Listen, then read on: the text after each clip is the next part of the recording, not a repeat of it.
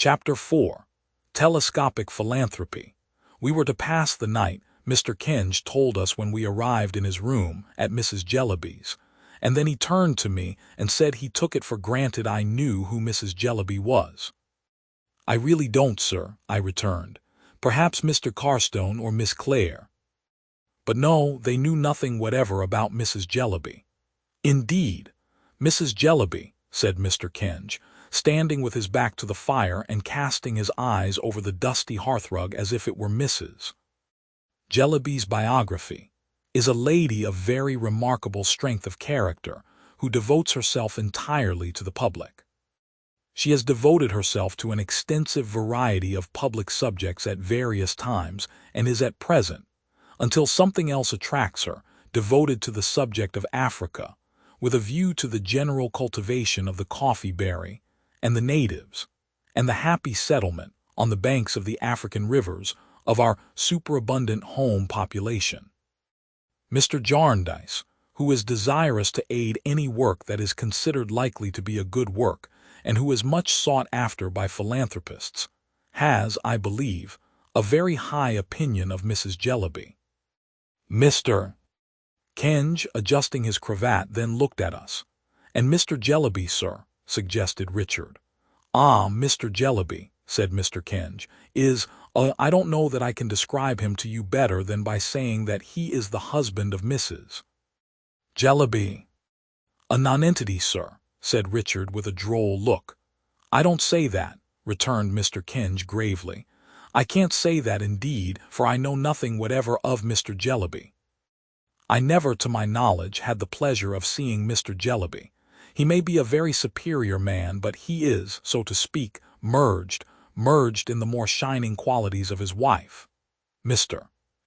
Kinge proceeded to tell us that, as the road to Bleak House would have been very long, dark, and tedious on such an evening, and as we had been traveling already, Mr. Jarndyce had himself proposed this arrangement.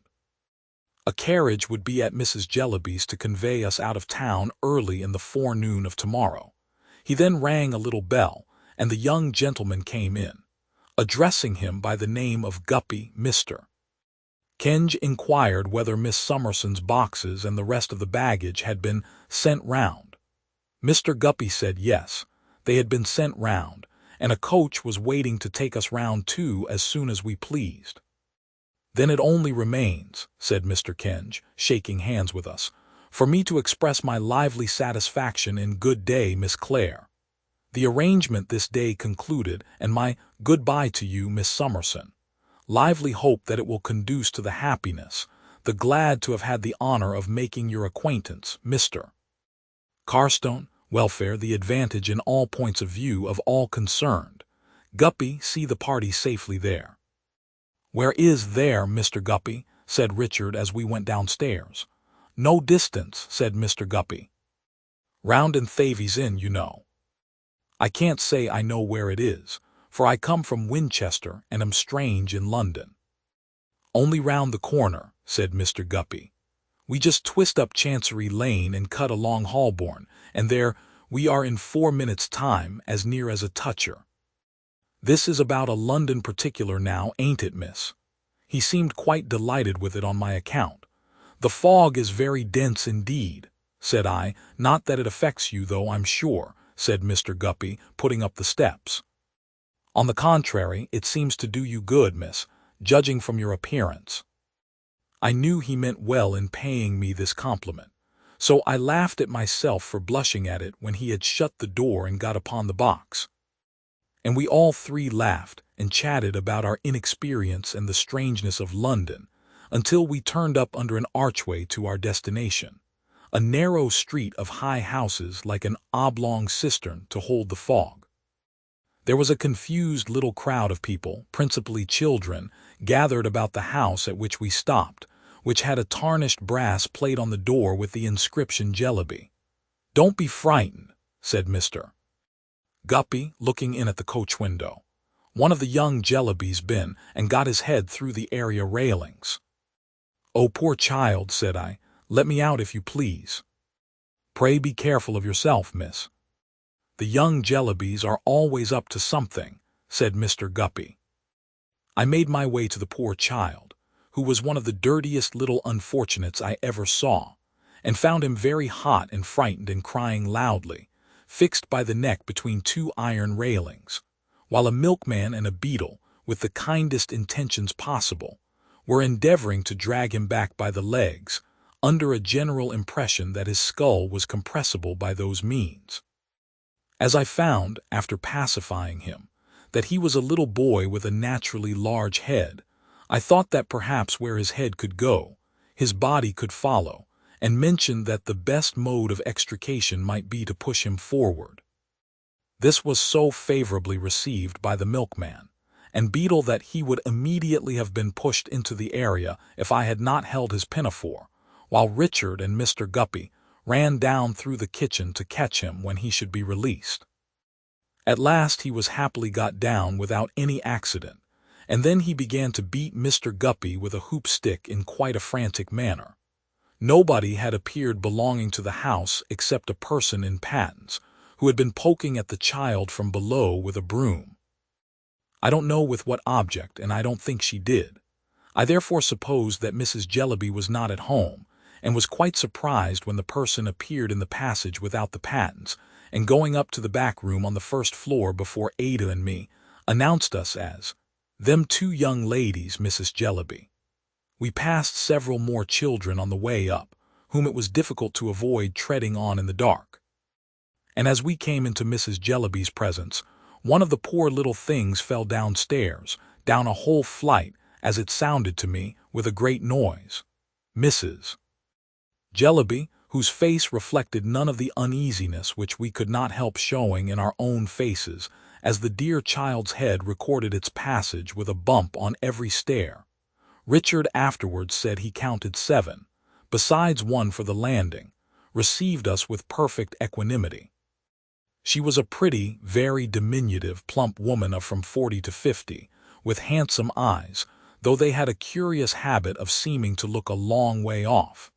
As if, I am quoting Richard again, they could see nothing nearer than Africa. "I am very glad indeed," said Mrs. Jellyby in an agreeable voice, "to have the pleasure of receiving you. I have a great respect for Mr. Jarndyce, and no one in whom he is interested can be an object of indifference to me." We expressed our acknowledgments and sat down behind the door, where there was a lame invalid of a sofa. Mrs. Jellyby had very good hair, but was too much occupied with her African duties to brush it. The shawl in which she had been loosely muffled dropped onto her chair when she advanced to us. And as she turned to resume her seat, we could not help noticing that her dress didn't nearly meet up the back, and that the open space was railed across with a latticework of stay lace, like a summer house. The room, which was strewn with papers and nearly filled by a great writing table covered with similar litter, was, I must say, not only very untidy but very dirty. We were obliged to take notice of that with our sense of sight, even while, with our sense of hearing, we followed the poor child who had tumbled downstairs, I think into the back kitchen, where somebody seemed to stifle him. But what principally struck us was a jaded and unhealthy-looking, though by no means plain girl at the writing table, who sat biting the feather of her pen and staring at us. I suppose nobody ever was in such a state of ink. And from her tumbled hair to her pretty feet, which were disfigured with frayed and broken satin slippers trodden down at heel, she really seemed to have no article of dress upon her, from a pin upwards, that was in its proper condition or its right place. "You find me, my dears," said Mrs. Jellyby, snuffing the 2 great office candles in tin candlesticks, which made the room taste strongly of hot tallow. The fire had gone out, and there was nothing in the grate but ashes, a bundle of wood, and a poker. "You find me, my dears, as usual, very busy. But that you will excuse. The African project at present employs my whole time. It involves me in correspondence with public bodies and with private individuals anxious for the welfare of their species all over the country. I am happy to say it is advancing.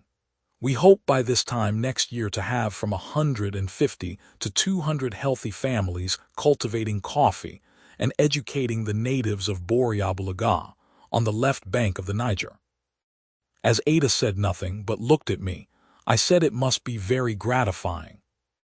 "It is gratifying," said Mrs. Jellyby. "It involves the devotion of all my energies, such as they are, but that is nothing so that it succeeds, and I am more confident of success every day. Do you know, Miss Summerson, I almost wonder that you never turned your thoughts to Africa." This application of the subject was really so unexpected to me that I was quite at a loss how to receive it. I hinted that the climate— "The finest climate in the world," said Mrs. Jellyby. "Indeed, ma'am." "Certainly, with precaution," said Mrs. Jellyby. "You may go into Holborn without precaution and be run over." You may go into Holborn with precaution and never be run over. Just so with Africa. I said, "No doubt, I meant as to Holborn, if you would like," said Mrs. Jellyby, putting a number of papers towards us, "to look over some remarks on that head, and on the general subject which have been extensively circulated, while I finish a letter I am now dictating to my eldest daughter, who is my amanuensis." The girl at the table left off biting her pen and made a return to our recognition, which was half bashful and half sulky. "I shall then have finished for the present," proceeded Mrs. Jellyby with a sweet smile, "though my work is never done. Where are you, Caddy?" "Presents her compliments to Mr. Swallow and begs," said Caddy. "And begs," said Mrs. Jellyby, dictating, "to inform him, in reference to his letter of inquiry on the African project, no, Peepy, not on my account." Peepy, so self-named, was the unfortunate child who had fallen downstairs, who now interrupted the correspondence by presenting himself, with a strip of plaster on his forehead, to exhibit his wounded knees, in which Ada and I did not know which to pity most, the bruises or the dirt. Mrs. Jellyby merely added, with the serene composure with which she said everything, "Go along, you naughty Peepy," and fixed her fine eyes on Africa again. However, as she at once proceeded with her dictation, and as I interrupted nothing by doing it, I ventured quietly to stop poor Peepy as he was going out and to take him up to nurse. He looked very much astonished at it and at Ada's kissing him, but soon fell fast asleep in my arms, sobbing at longer and longer intervals until he was quiet. I was so occupied with Peepy that I lost the letter in detail, though I derived such a general impression from it of the momentous importance of Africa and the utter insignificance of all other places and things, that I felt quite ashamed to have thought so little about it. 6 o'clock, said Mrs. Jellyby, and our dinner hour is nominally, for we dine at all hours, 5. Caddy, show Miss Clare and Miss Summerson their rooms. You will like to make some change, perhaps. You will excuse me, I know, being so much occupied. Oh, that very bad child. Pray put him down, Miss Summerson. I begged permission to retain him, truly saying that he was not at all troublesome, and carried him upstairs and laid him on my bed.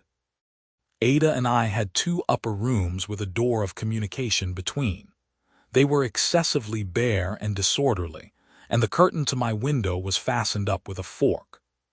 You would like some hot water, wouldn't you? Said Miss Jellyby, looking round for a jug with a handle to it, but looking in vain. If it is not being troublesome, said we. Oh, it's not the trouble, returned Miss Jellyby. The question is, if there is any. The evening was so very cold, and the rooms had such a marshy smell that I must confess it was a little miserable, and Ada was half crying. We soon laughed, however, and were busily unpacking when Miss Jellyby came back to say that she was sorry there was no hot water, but they couldn't find the kettle, and the boiler was out of order. We begged her not to mention it, and made all the haste we could to get down to the fire again. But all the little children had come up to the landing outside to look at the phenomenon of Peepy lying on my bed, and our attention was distracted by the constant apparition of noses and fingers in situations of danger between the hinges of the doors. It was impossible to shut the door of either room, for my lock, with no knob to it, looked as if it wanted to be wound up, and though the handle of Ada's went round and round with the greatest smoothness, it was attended with no effect whatever on the door. Therefore I proposed to the children that they should come in and be very good at my table, and I would tell them the story of Little Red Riding Hood while I dressed, which they did, and were as quiet as mice, including Peepy, who awoke opportunely before the appearance of the wolf. When we went downstairs, we found a mug with a present from Tunbridge Wells, on it lighted up in the staircase window with a floating wick, and a young woman, with a swelled face bound up in a flannel bandage, blowing the fire of the drawing-room, now connected by an open door with Mrs. Jellyby's room, and choking dreadfully.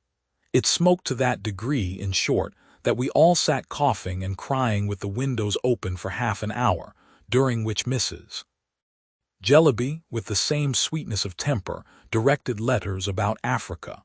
Her being so employed was, I must say, a great relief to me, for Richard told us that he had washed his hands in a pie dish, and that they had found the kettle on his dressing-table, and he made Ada laugh so that they made me laugh in the most ridiculous manner.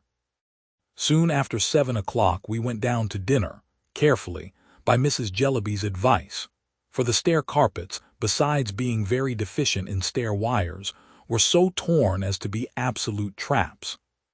We had a fine codfish, a piece of roast beef, a dish of cutlets and a pudding, an excellent dinner if it had had any cooking to speak of, but it was almost raw.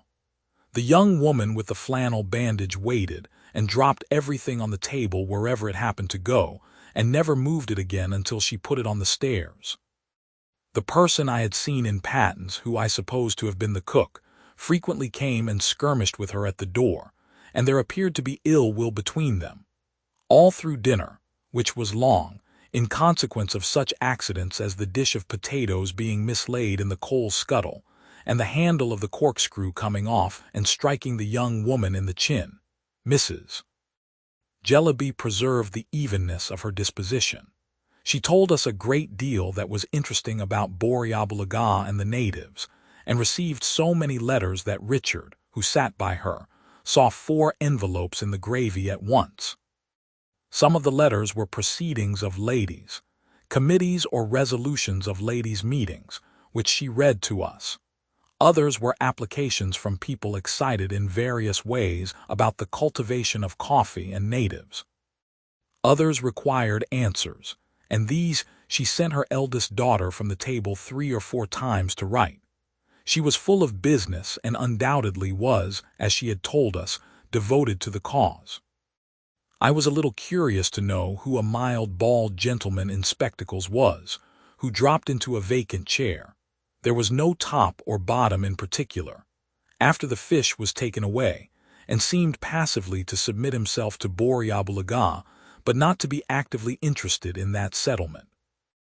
As he never spoke a word, he might have been a native but for his complexion. It was not until we left the table, and he remained alone with Richard, that the possibility of his being Mr. Jellyby ever entered my head.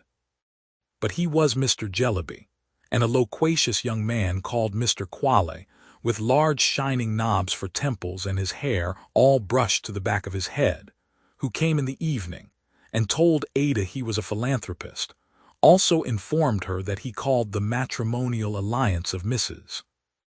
Jellyby with Mr. Jellyby the union of mind and matter. This young man, besides having a great deal to say for himself about Africa, and a project of his for teaching the coffee colonists to teach the natives to turn pianoforte legs and establish an export trade, delighted in drawing Mrs. Jellyby out by saying, "I believe now, Mrs. Jellyby, you have received as many as from 150 to 200 letters respecting Africa in a single day, have you not? Or, if my memory does not deceive me, Mrs. Jellyby, you once mentioned that you had sent off 5,000 circulars from one post office at one time, always repeating Mrs. Jellyby's answer to us like an interpreter. During the whole evening, Mr. Jellyby sat in a corner with his head against the wall as if he were subject to low spirits. It seemed that he had several times opened his mouth when alone with Richard after dinner, as if he had something on his mind, but had always shut it again, to Richard's extreme confusion, without saying anything. Mrs. Jellyby, sitting in quite a nest of waste paper, drank coffee all the evening and dictated at intervals to her eldest daughter. She also held a discussion with Mr. Quale, of which the subject seemed to be, if I understood it, the brotherhood of humanity, and gave utterance to some beautiful sentiments. I was not so attentive an auditor as I might have wished to be, however, for Peepy and the other children came flocking about Ada and me in a corner of the drawing-room to ask for another story. So we sat down among them and told them in whispers Puss in Boots, and I don't know what else until Mrs. Jellyby, accidentally remembering them, sent them to bed. As Peepy cried for me to take him to bed, I carried him upstairs, where the young woman with the flannel bandage charged into the midst of the little family like a dragon, and overturned them into cribs. After that I occupied myself in making our room a little tidy, and in coaxing a very cross fire that had been lighted to burn, which at last it did, quite brightly. On my return downstairs, I felt that Mrs. Jellyby looked down upon me rather for being so frivolous, and I was sorry for it, though at the same time I knew that I had no higher pretensions. It was nearly midnight before we found an opportunity of going to bed, and even then we left Mrs. Jellyby among her papers drinking coffee and Miss Jellyby biting the feather of her pen. "What a strange house," said Ada when we got upstairs. "How curious of my cousin Jarndyce to send us here." "My love," said I, "it quite confuses me. I want to understand it, and I can't understand it at all." "What?" asked Ada with her pretty smile. "All this, my dear," said I. "It must be very good of Mrs. Jellyby to take such pains about a scheme for the benefit of natives, and yet Peepy and the housekeeping." Ada laughed and put her arm about my neck as I stood looking at the fire, and told me I was a quiet, dear, good creature, and had won her heart. "You are so thoughtful, Esther," she said, "and yet so cheerful, and you do so much so unpretendingly. You would make a home out of even this house. My simple darling." She was quite unconscious that she only praised herself, and that it was in the goodness of her own heart that she made so much of me. "May I ask you a question?" said I when we had sat before the fire a little while. "500, said Ada. "Your cousin, Mr. Jarndyce, I owe so much to him. Would you mind describing him to me?" Shaking her golden hair, Ada turned her eyes upon me with such laughing wonder that I was full of wonder too, partly at her beauty, partly at her surprise. "Esther," she cried, "my dear, you want a description of my cousin Jarndyce?" "My dear, I never saw him." "And I never saw him," returned Ada. Well, to be sure, no, she had never seen him. Young as she was when her mamma died, she remembered how the tears would come into her eyes when she spoke of him, and of the noble generosity of his character, which she had said was to be trusted above all earthly things, and Ada trusted it. Her cousin Jarndyce had written to her a few months ago, a plain, honest letter, Ada said, proposing the arrangement we were now to enter on and telling her that, in time it might heal some of the wounds made by the miserable chancery suit. She had replied, gratefully accepting his proposal. Richard had received a similar letter and had made a similar response. He had seen Mr. Jarndyce once, but only once, 5 years ago, at Winchester School. He had told Ada, when they were leaning on the screen before the fire where I found them, that he recollected him as a bluff, rosy fellow. This was the utmost description Ada could give me. It set me thinking so that, when Ada was asleep, I still remained before the fire, wondering and wondering about Bleak House, and wondering that yesterday morning should seem so long ago. I don't know where my thoughts had wandered when they were recalled by a tap at the door. I opened it softly, and found Miss Jellyby shivering there with a broken candle in a broken candlestick in one hand and an egg cup in the other. "Good night," she said very sulkily. "Good night, said I. May I come in? She shortly and unexpectedly asked me in the same sulky way. Certainly, said I. Don't wake Miss Clare. She would not sit down, but stood by the fire dipping her inky middle finger in the egg cup, which contained vinegar, and smearing it over the ink stains on her face, frowning the whole time and looking very gloomy. I wish Africa was dead, she said on a sudden. I was going to remonstrate. I do, she said. Don't talk to me, Miss Summerson. I hate it and detest it. It's a beast.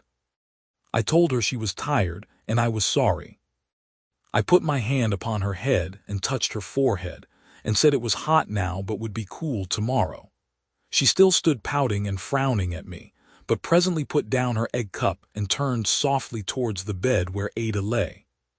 She is very pretty, she said with the same knitted brow and in the same uncivil manner. I assented with a smile. An orphan, ain't she? Yes. But knows a quantity, I suppose. Can dance and play music and sing. She can talk French, I suppose, and do geography and globes and needlework and everything.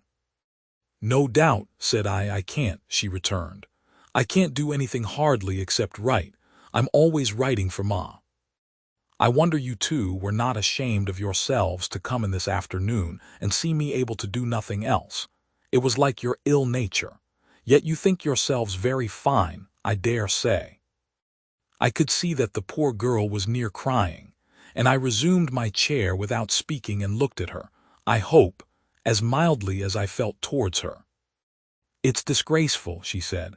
You know it is. The whole house is disgraceful. The children are disgraceful, I'm disgraceful, Pa's miserable, and no wonder. Priscilla drinks, she's always drinking.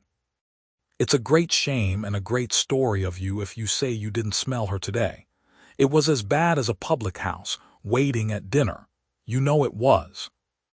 My dear, I don't know it, said I. You do, she said very shortly. You shan't say you don't, you do. Oh, my dear, said I, if you won't let me speak. You're speaking now, you know you are. Don't tell stories, Miss Summerson. My dear, said I, as long as you won't hear me out. I don't want to hear you out. Oh yes, I think you do, said I, because that would be so very unreasonable. I did not know what you tell me because the servant did not come near me at dinner, but I don't doubt what you tell me, and I am sorry to hear it. You needn't make a merit of that, said she. No, my dear, said I. That would be very foolish.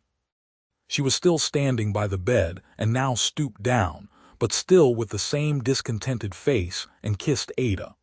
That done, she came softly back and stood by the side of my chair. Her bosom was heaving in a distressful manner that I greatly pitied, but I thought it better not to speak. I wish I was dead, she broke out. I wish we were all dead. It would be a great deal better for us. In a moment afterwards, she knelt on the ground at my side, hid her face in my dress, passionately begged my pardon, and wept. I comforted her and would have raised her, but she cried no, no, she wanted to stay there. You used to teach girls, she said. If you could only have taught me, I could have learnt from you. I am so very miserable, and I like you so much. I could not persuade her to sit by me or to do anything but move a ragged stool to where she was kneeling and take that, and still hold my dress in the same manner. By degrees the poor tired girl fell asleep, and then I contrived to raise her head so that it should rest on my lap, and to cover us both with shawls. The fire went out, and all night long she slumbered thus before the ashy grate. At first I was painfully awake and vainly tried to lose myself, with my eyes closed, among the scenes of the day. At length, by slow degrees, they became indistinct and mingled. I began to lose the identity of the sleeper resting on me. Now it was Ada, now one of my old reading friends from whom I could not believe I had so recently parted. Now it was the little mad woman worn out with curtsying and smiling, now someone in authority at Bleak House. Lastly, it was no one, and I was no one. The purblind day was feebly struggling with the fog when I opened my eyes to encounter those of a dirty-faced little spectre fixed upon me. Peepy had scaled his crib and crept down in his bedgown and cap, and was so cold that his teeth were chattering as if he had cut them all.